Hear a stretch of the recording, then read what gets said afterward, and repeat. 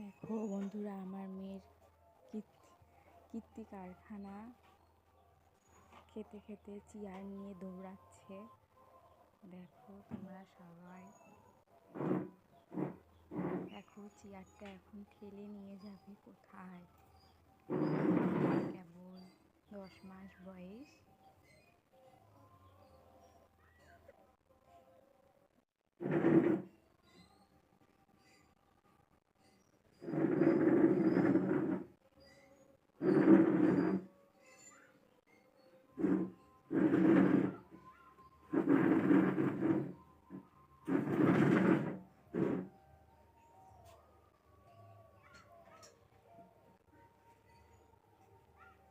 মাম্মাম, কি করছো তুমি?